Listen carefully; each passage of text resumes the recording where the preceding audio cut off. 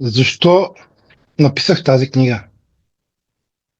Написах тази книга, за да вложа всичко,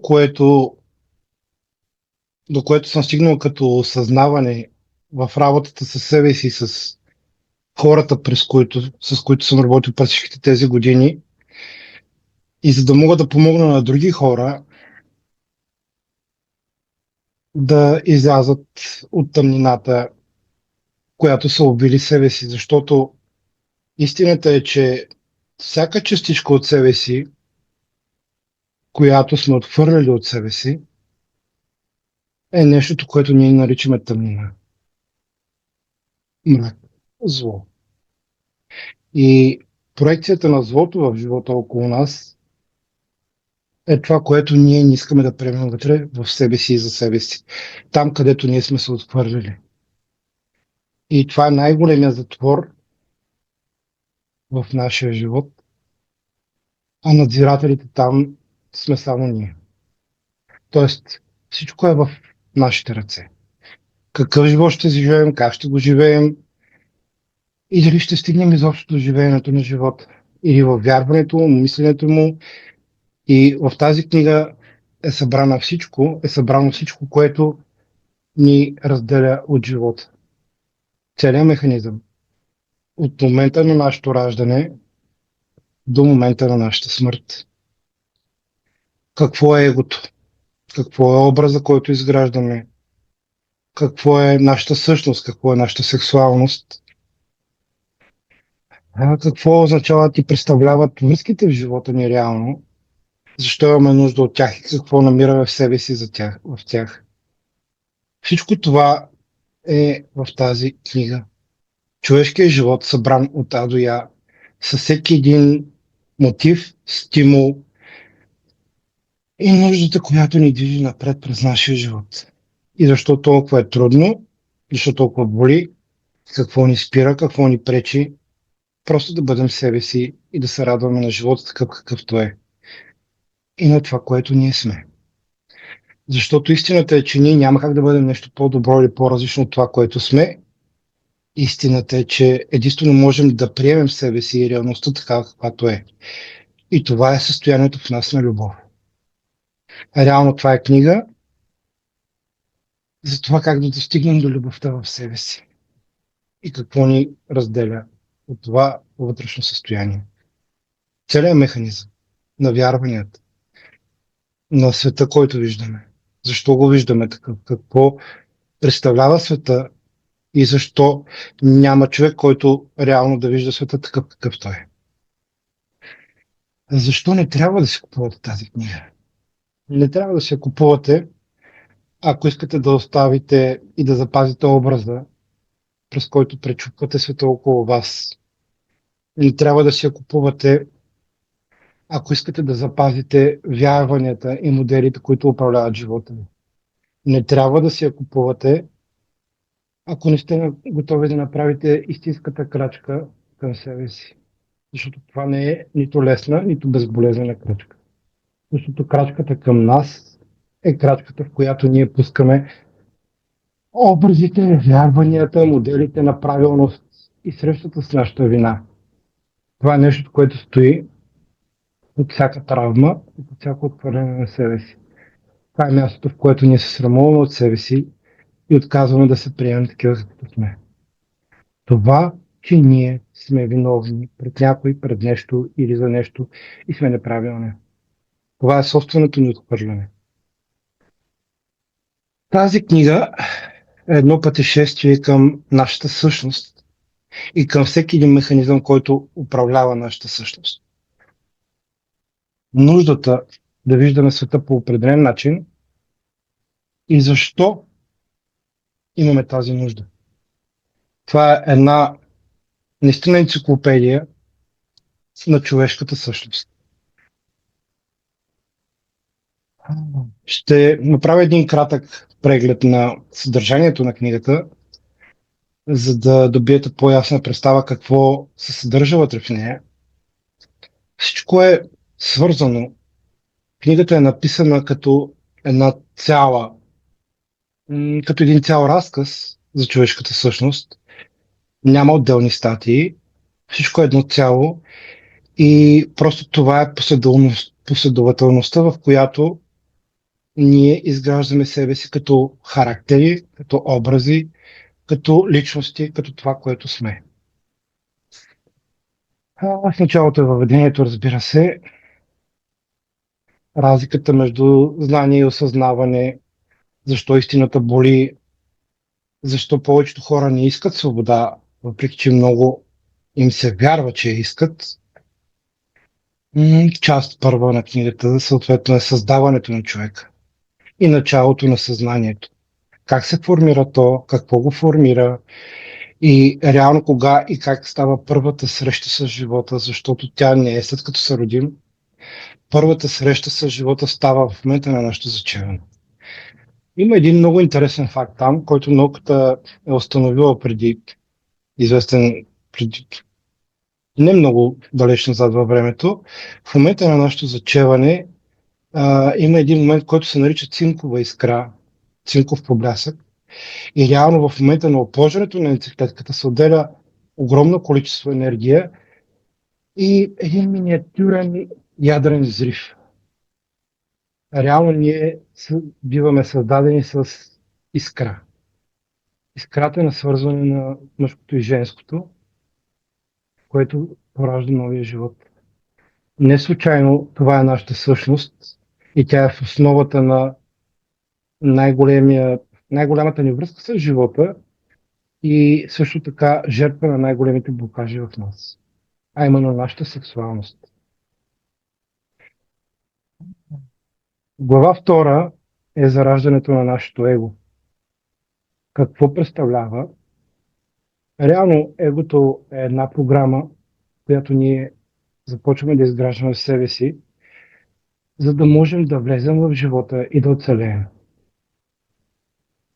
Третата глава е детето и травмата. Как срещата с реалността и сблъсъка с живота започват да оформят нашия характер, нашата същност и как травмите, т.е. всяка среща с реалността е вид травма за нас. Как това нещо ни оставя заключено в тези моменти в детството и това определя целия ни живот напред.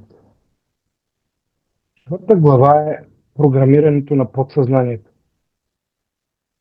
Защото всяка травма и всяко изживяване не е това, което вярваме и мислим и помним в разума си, а е чувството и усещането в нашето тяло, асоциацията, която ние изграждаме в себе си, свързана с всеки аспект от нашия живот.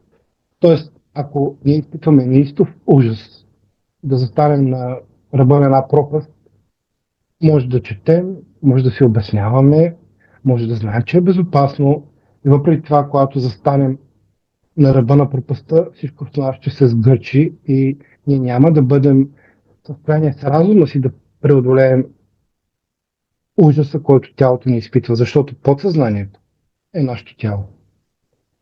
А усещането за душа, вярването за душа в хората и реално всяко вярване в нас е нуждата да скрием дадена истина от себе си и да изградим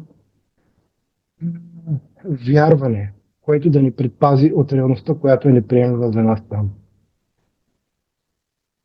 Подсъзнанието е реалността в нас. Това как тялото ни усеща всяко нещо и всяка асоциация в живота ни и как ние реално реагираме на всяко едно събитие, миризма, аромат, вкус, храна, поглед, дума, т.е. всяка среща с външния свят предизвиква асоциация в нас и това управлява, т.е. травмите в подсъзнанието ни управляват целия ни живот невидимо и скрито и ни карат да взимаме всички решения, вярвайки, че тя ги взимаме ние. Минаваме нататък, глава 5, иллюзията на личността. Кои сме без образа, без маските, без социалната идентичност, ролите, духовното его, защо хората се страхуват да бъдат себе си. Това е една много дълбока глава, която показва, че Доколко живеем в иллюзията за реалността и доколко наистина имаме връзка с нея. Глава 6 са вярванията. Това е главата, в който повечето хора тотално ще се разпаднат. И ако успеят да я прочитат честно пред себе си, ще си дадат сметка, че всичко, което виждат в живота си е една иллюзия тук. Защото всяко едно вярване е иллюзия. Нищо от това, което е в разума ни, не е реално. Глава 7, може би най-важната глава за всеки един човек, това е любовта. Любовта като състояние, разликата между любов и нужда, привързаността, очакванията, защо хората не обичат, а търсят валидация, самотата и страхът от реалност. Това е, може би, може би най-болезнената глава в тази книга, защото там ще се разпознае абсолютно всеки. И там ще си даде сметка, че реално, лично аз, честно казано, почти не съм срещал хора, които да имат идея какво е любовта. Защото любовта не е идея, не е вярване, не е образ, не е това, което вярваме, че е, не е това, което получаваме. Любовта е мястото, където виждаме и приемаме всичко такова, каквото е, без да имаме нужда то да бъде различно. И без да очакваме то да ни даде нещо. Любовта е състояние, което достигаме, когато успеем да бъдем себе си. Просто това, което сме, и без да имаме нужда и очаквания към света или другите хора около нас. Просто да виждаме и да приемаме всичко такова, каквото е. Това е състояние на, може би, нирвана. Лично аз не познавам такъв човек. Глава 8 от книгата са взаимоотношенията и партньорът като наше огледало. Какви са механизмите на влюбване, травматичното привличане, образа на спасителят и емоционалната зависимост. Защо любовта изкарва болката на повърхността? Това е обяснение за реално тази глава показва всичко, което ни държи в нашите връзки, всичко, което търсим там и мястото, където ни боли. Идва следващата глава сексуалността като същност. Какво е сексуалността ни? Сексуалността ни е центърът на нашето его. Нашата сексуалност е изживяването на нашата реална същност и ако човек отхвърля в някаква степен себе си, дори и на най-малко ниво, сексуалността започва да идва с условия. С условия за правилност, с условия за граници, с условия за срам и вина в нас. Много е трудно човек просто да бъде себе си там. Дори бих казал, че е почти невъзможно. Двете страни на монетата са или тотално, пълно отрицание на нашата собствена сексуалност и безумни образи, правила и критерии, които трябва да отговаря другия човек, за да го допуснем до себе си, т.е. да бъде безопасно, той да ни види такива, каквито сме, защото в секса ние сме себе си, или поне там е нашата същност. Другата крайност, другата страна на монетата е безразборния секс и търсенето на валидация от другите чрез секса, чрез нашата сексуалност и нуждата да бъдем потвърдени като нещо правилно и нужно там. Тоест, секса е мястото, където напълно се изразява нашето вътрешно състояние и това доколко ние сме готови да допуснем и да позволим на другите да ни видят такива, каквито сме. Следващата глава е женската сексуалност. Защото сексуалността при мъжа и при жената има известни различия. Жената и вината, електрокомплексът, Това е един много важен аспект в емоционалното и сексуално развитие на всеки човек. Науката отдавна е доказала, че а, електрокомплексът или едиповия комплекс са м, неразривна част от нашето сексуално съзряване, защото всеки човек, започвайки да усеща промяната в тялото си и сексуалната нужда в себе си, сексуалното удоволствие, първите хора, с които ние започваме да свързваме това усещане в себе си, са нашите родители. Или по-точно партньорът, в повечето случаи от другия пол, т.е. родителя от другия пол. Това е първото място, където ние срещаме своята сексуалност. Осъзнато или не, всеки един човек търси първата валидация в живота си от своя родител. Тоест, за това за момичетата е толкова важно присъстващ и виждащ, разбиращ и обичащ баща, човек, който да им потвърди, че те са стойностни и значими като жени, дори и да не го осъзнаваме. Това е много съществена част от нашето емоционално и сексуално съзряване. Реално във всички случаи нуждата от валидация и от приемане, която имаме към нашите родители, после се прехвърля и към нашия партньор и в последствие към нашите деца.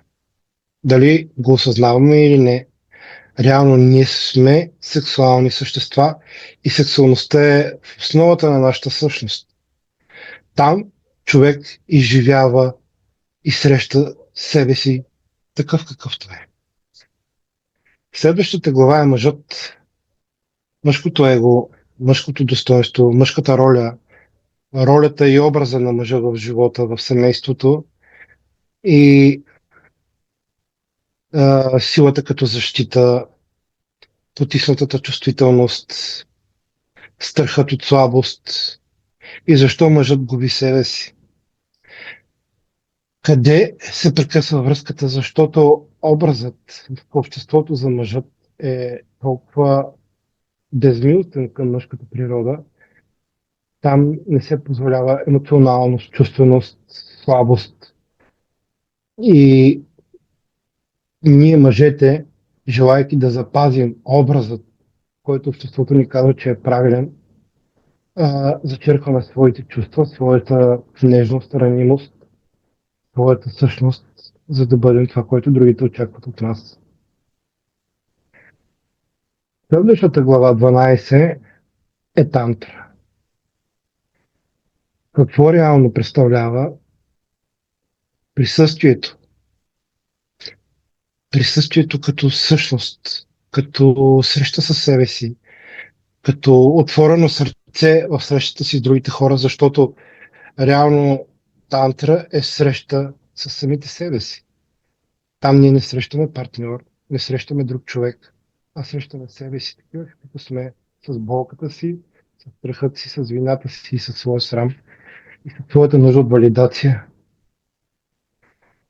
Тялото като портал към нас, към това, което сме и това, което наистина изживяваме, срещайки себе си, защото истината е, че оргазмът за нас е истинското изживяване на нашата същност.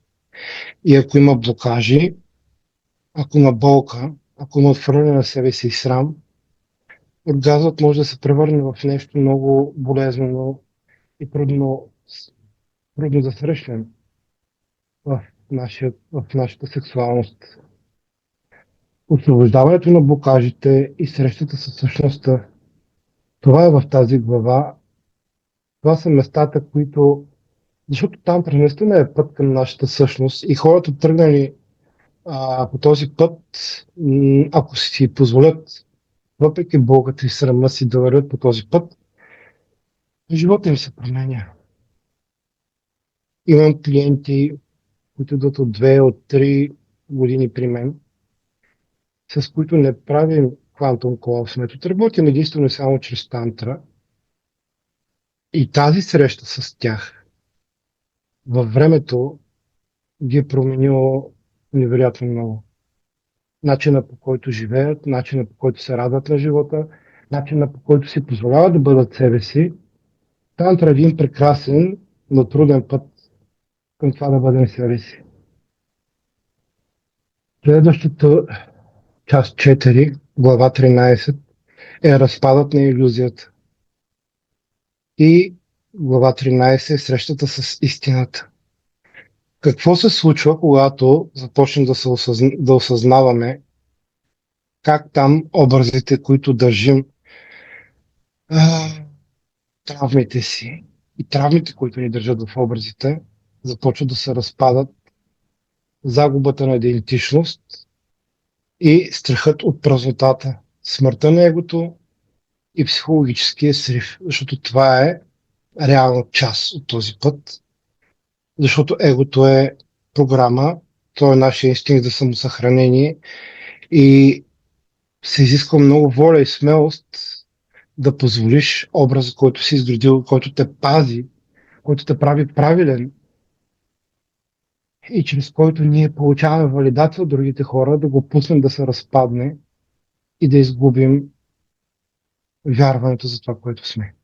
Това е равносилно на смърт. Много е трудно човек да мине по този път и да стигне до там и да продължи напред. Казвам го от личен опит. Глава 14. Тъмната нощ на съзнанието. Самотата, загубата на смисъл, разпадането на вярванията и срещата с вътрешната празнота. Защо хората се връщат обратно в илюзията? Има едно нещо в нашата същност, което чувството ни за инстинкта ни за самосъхранение и егото ни, което е едно и също, там непознатото е страшно. Там не знам какво има и винаги инстинкта ни за самосъхранение се бори и се опитва да ни защити и да ни предпази от неизвестното, защото то е опасно. Защото ние сме научили, че всяка среща с новото носи болка. Защото когато сме деца, всеки нов блъсък с реалността е травма. И когато нашия инстинкт за самосъхранение научи това, той ни пази от тези срещи. И затова много хора, за съжаление, избират да останат в агонията си, в травмите си, в болката си и в загубата от връзката си с живота и избират да останат там, отколкото да рискуват с неизвестното. Механизмите, които държат хората там, са много силни и страхът е почти непреодолим. Има само една сила, която може да накара човек да преодолее страха си. И това е най-добрият приятел в живота на човек. Това е болка. Нуждата ни да избягаме от нея расте с болката съответно. Колкото повече расте болката, толкова повече имаме нужда да избягаме от нея. И когато тази болка нарасне до степен да превиши страхът в нас, тогава ние се осмеляваме да направим крачката напред. Тоест, единственият двигател в човека по пътя към неговото осъзнаване е болката. Това е единственият двигател в нас, който ни движи напред. Не любовта, не красотата, не прекрасните вярвания, с които бягаме от същността в нас, а болката е единственото нещо, което ни движи по пътя ни към нашата осъзнатост. Тоест, това е най-добрият приятел, който имаме в живота си. И работейки със себе си и срещайки своите травми и своята болка и моментите, в които съм се отхвърлил, може би с времето и пускайки по-голямата част от тежестта, която носих върху себе си по този път, стигнах до състояние и до момент, в който болката вече не беше страшна, спрях да бягам от нея и когато ме заболи от нещо, аз започвам да опитвам се да видя защо. Да призная честно пред себе си какво ме боли там, защо ме боли. Каква истина още съм отказал да приема за себе си и за своя живот? кое аз още отхвърляме в себе си. Защото болката се ражда от отказа да приемем реалността такава, каквато е. Това се нарича травма. Следващата част е осъзнатостта. Какво е присъствие? Животът без психологическо време, изживяването вместо мисленето и реалността отвъд ума, приемането и свободата. Животът без психологическото време. Какво е психологическото време? Това е усещането за вчера и страхът от утре във всеки един човек. Какво ражда времето, в което живеем тук и тук? Какво поражда усещането за време, за старост, за умора, за тежест в нас? Травмите, които са среща с реалността, която не можем да приемем, и отказа да ги приемем такива каквито са, пораждат болка. Какво прави нашия инстинкт за самосъхранение? Опитва се да ни предпази да срещнем тази болка отново. Защото това е неговата роля, да ни пази от опасните неща.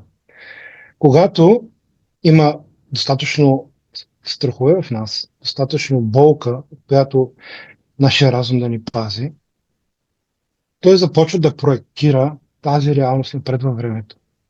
Тоест, ако вие сте наранени 5 пъти във вашите връзки и тази болка е много непосилна за вас, разумът ви ще се опита да ви предпази от нея.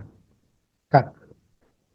Когато има възможност за нова среща и за нова връзка, вашия разум ще започне да проектира страховете и образите от миналите срещи с болката напред пред вас. Тоест, ако сте били изоставени някога, ако някой просто станал и се е тръгнал или ви е изневерил и ви заменил, вие в следващата връзка, в която влезете, ще започнете да виждате това. Ще намирате доказателства във всеки жест, във всяка дума и непрекъснато ще търсите това, от което ви е страх в тази връзка. И какво правят травмите в миналото? Държат ни в ужаса и страха от бъдещето. Държат ни в стрес, държат ни в едно перманентно състояние на тревожност и на очакване на лошото да се случи. А как работи разумът ни, свързано с травмите в нас, започва да търси и да създава и да вижда доказателство навсякъде за тази реалност. Тоест, реалността, която виждаме, не е реалната истинска реалност, а ние виждаме в бъдещето проектиране на нашите собствени страхове и нашата собствена вътрешна реалност, която вече се създава от неприетите моменти от нашето минало. Тоест, травмите определят как ние виждаме света около себе си, какво виждаме в него и как го виждаме. Тоест, ние нямаме връзка с реалността. А единственото, което проектира разумът ни, е тази реалност, в която ние вярваме, че е там. Следващата глава е Quantum Collapse метод. Много подробно в 3 глави как работи реалността, Quantum Collapse метод и тялото и реалността съм описал механизма на моята работа с психиката, с подсъзнанието, как реално работи, как се оформя усещането в нас, как чрез това усещане и асоциация вътре в нас може да бъде променена реалността, която виждаме вследствие на страховете си и травмите си, и как реално чрез Quantum Collapse метод ние можем реално да променим света, в който живеем. Не себе си. Да приемем себе си. И да приемем и реалността около себе си. И как това променя начина, по който виждаме света около нас. Случвало ми се по време на сесия хората, с които работя, да достигнат до момент, след като си отворят очите, да кажат: Боже, прогледнах. Боже, аз виждам. В един момент отваряш очите си и света, който виждаш около себе си, вече не е същи. самото ти тяло, очите ти приемат реалността по съвсем нов начин, защото някаква огромна травма, която си носил в себе си и страх, изведнъж е паднала, вече я няма там и много хора започват да дишат. Казват, аз вече мога да дишам или аз вече мога да виждам. Усещанията в тялото ни и реакцията в тялото ни към реалността се променя, т.е. нашето подсъзнание. Quantum Collapse метод е описано прекрасно какво, как и защо работи и как променя нашата реалност. И част шеста, изходът, краят на търсенето. Илюзията за развитие, приемането на себе си и спирането на бягството, животът като преживяване. Докато травмите в нас живеят, докато управляват реалността, която виждаме, чувстваме, и когато там има толкова много болка и страх, ние бягаме от нашите усещания в нашето тяло. Бягаме от изживяването на живота и започването да живеем тук в вярване, в мислене, в разбиране. И там животът приключва. Там няма живот. Там няма нищо. Там е просто една илюзия.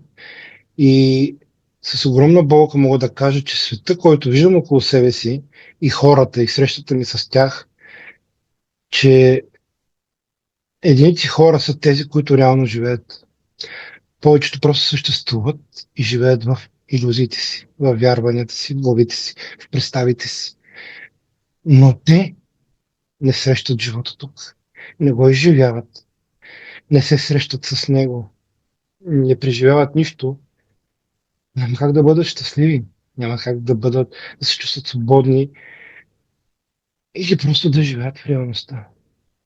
Те живеят в разума си. Естествените модели, това е матрицата. Всички говорят за матрицата, всички говорят за това, което ни управлява.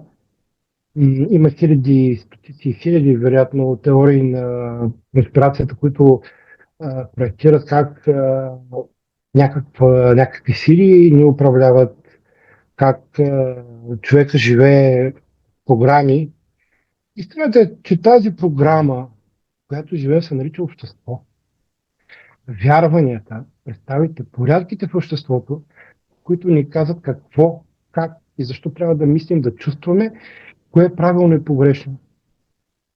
Това е програмата, в която ние, за да оцелеем, започваме да живеем, за да бъдем приети от обществото и да бъдем част от света. Много е трудно да си позволиш да не бъдеш част от стадото и да тръгнеш по свой път, дори да не бъдеш разбран и прият.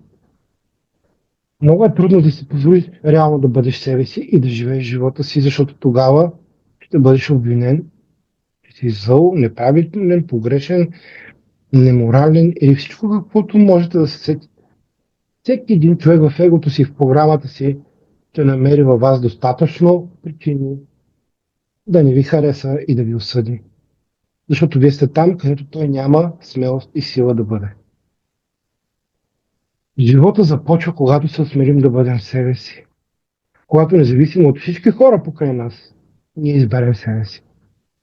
Там ставаме егоисти, неприемливи, ставаме лоши, зли, защото цялото ни общество е изградено върху едно взаимната валидация. Валидацията е нещо, което движи хората от тяхното раждане до тяхната смърт. Това са кариерата, семейството, близките.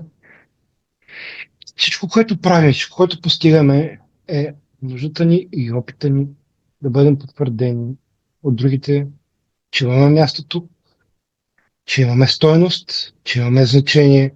Това е нещото, което търсим. Нещото, което търси егото през целия ни живот, защото когато сме деца, това дали ще бъдем приети и обичани, е цената да бъдем живи. Защото ако родителът ни отхвърли, може би ние няма да оцелеем. Това е механизма на оцеляване. Но това не е живота. Оцеляването не е живот. Започваме да живеем там, където спрем да се страхуваме от нещата такива каквито са и започнем да живеем такива каквито сме. Не каквито трябва да бъдем или каквито на някой му се иска да бъдем, а където ние си позволим да бъдем просто това, което сме. Хора от плът и кръв със своята сексуална принадлежност и със своите вътрешни усещания и чувства, от които повечето хора бягат, защото там е чувството им за вина, чувството за неправилност и страхът, че няма да оцелеят. И последната част, човекът отвъд егото. Живот без образ, любов без нужда, сексуалност без срам, присъствие без страх и реалността такава, каквато е. Тази книга е един път през всичко, което сме, защо имаме нужда да бъдем това, механизмите, които ни управляват и причината да сме това, което сме. Ако имате смелост да погледнете в това огледало и да видите реално себе си, горещо ви препоръчвам тази книга. Защото тя е, може би, една от първите стъпки към себе си, защото първото нещо, което трябва да се случи по нашия път към осъзнаване, е да срещнем чувствата в себе си. Реалността, в която живеем и болката, която ни управлява. В тази книга ще срещнете не нещо друго, не това, което съм написал, а самите себе си. Това е едно прекрасно огледало, за да се видите къде сте, кои сте и защо сте там. И много искам да прочита епилога накрая, защото е нещо, което не знам, вие преценете. Няма път, няма спасение, няма правилен образ, няма какво да станеш. Има само реалността и момента, в който спираш да бягаш от нея. И там започва живота. А ако искате поне да опитате да стигнете до живота и може би да освободите моделите и болката, която управлява живота ви, е една много добра първа крачка към вас и към света около вас. Да почувствате къде сте вие и защо сте там. Написах я, за да помогна на работата си с хората и всичко, което съм вложил в нея, реално е всичко, което съм срещнал в себе си, по своя път към мен самия. И срещата си с другите хора. Защото истината е, че когато работя с всеки един човек, аз там срещам себе си. Своята болка, своите нужди, своите разочарования, своите очаквания и своите страхове. И работейки с всички тези хора толкова години, аз съм избрал да видя и да приема в голяма степен себе си такъв какъвто съм. Никога не съм си затварял очите, че болката в другия човек не е моята болка. Ако не е моята, аз няма как да я видя. Никой не може да види в другите. Навсякъде виждаме единствено и само себе си. Това е нещото, което искам и мога да кажа за моята книга. Ако някой иска да тръгне по този труден път към прекрасния живот, не като щастие, като цветенца, като дъги и пеперотки, защото и болката, и загубата, и всичко е част от живота. Няма как да избягаме от живота такъв какъвто е. Можем само да го приемем и да сме щастливи, че ни има дори за да ни боли, защото ако ни няма, нищо от това няма да съществува. И огромното щастие е не да ни боли, не да няма загуба в живота ни, а че ни има, за да се срещнем с тях, за да ги живеем. Това е моята книга, приятели. Едно съвършено огледало за всеки един човек. А ако някой иска да срещне себе си, заповядайте. С удоволствие ще ви изпратя. А ако някой има някакви въпроси, Може да ги зададе сега.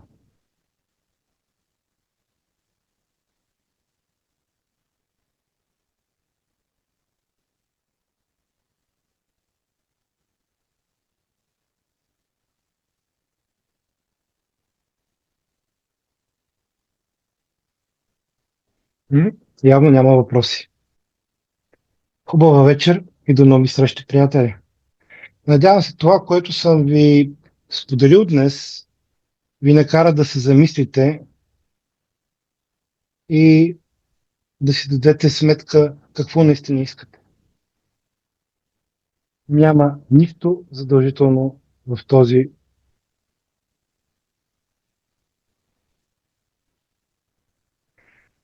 Ти до коя част от, гледам в чата, ти до коя част от книгата стигна в живота си, срещнали се вече с него. Ами за да мога да напиша тази книга, аз съм се срещал с всяка една част от нея в себе си. Това означава, че съм се освободил от болката си или от всички травми в себе си. Но съм ги приел достатъчно, за да мога да видя реалността зад тях и за да мога да напиша тази книга. Защото, да, трудно е човек да види себе си, но аз съм избрал да видя себе си там, дори където не се харесвам все още. Да не бягам от това. И да видя всичко това там, което стои отзад, зад всеки един аспект от нашата същност. Къде съм стигнал, където съм могъл. Но всичко написано съм стигнал до него в себе си. Срещнал съм го, осъзнал съм го и съм го приел.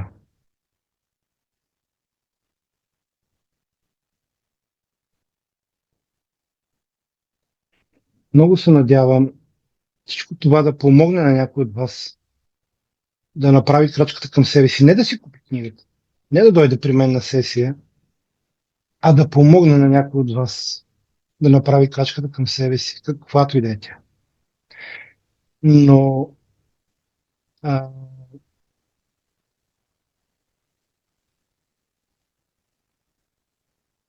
няма момент. Няма такъв момент. Това е път, това е процес. М- Всяка една сесия, която правих аз със себе си, ми отваряше по една вратичка, по една истина, която... Знаете ли как работи? Когато се прави сесия и се освободи някаква травма, може да е ден, може да е седмица, може да е 2 седмици след това, изплува истината, която сме отказвали да видим и е в основата на нашата травма. Тоест, когато махнем една травма от себе си, изплува реалността, която сме отказвали да видим. Тоест, осъзнатостта идва не с повече разбиране в нашия разум. Осъзнатостта не е тук. Осъзнатостта е тук, когато ние можем да срещнем и да почувстваме реалността отвъд вярванията и отвъд разбиранията ни за реалността. И нещата, които съм написал в книгата си, е реалността такава, до която съм стигнал, работейки със себе си. А, То не идва изведнъж. То е капка по капка, стъпка по стъпка.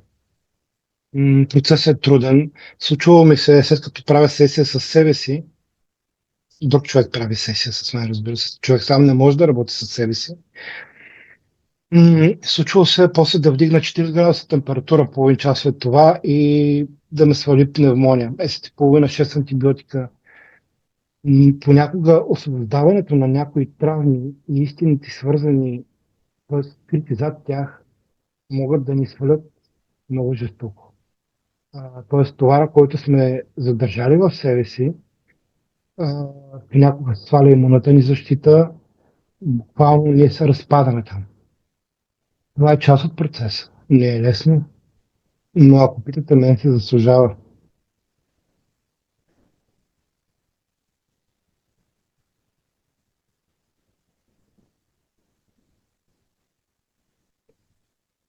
Наистина се заслужава, приятели. Затова написах книгата, за да споделя това, до което съм стигнал с другите хора. с вас. Дори на 5 човека да успея да помогна по пътя си, значи си е струвало. Значи всичко това има смисъл. Човек дава когато има. А аз определено усещам, че има какво да дам на другите хора.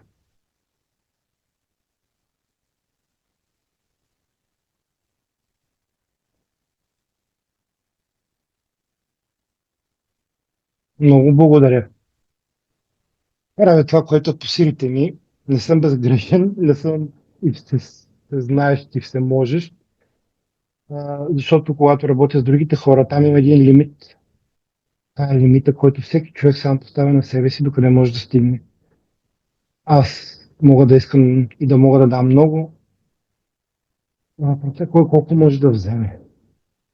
Кой колко избира да вземе, защото аз мога да съм стоварил една планина от злато отпред през студиото си, но ако дойдете с малки джобове, няма да може да вземете повече от това, което може да носите там. Но дори прашинка някой да успее да си вземе, винаги има смисъл. И едно семенце посято днес не се знае кога и къде и как ще покълне. Благодаря ви за вниманието. Радвам се, че за срещата с вас. Надявам се поне един от вас да си е взел нещо за себе си от тук. И до нови срещи.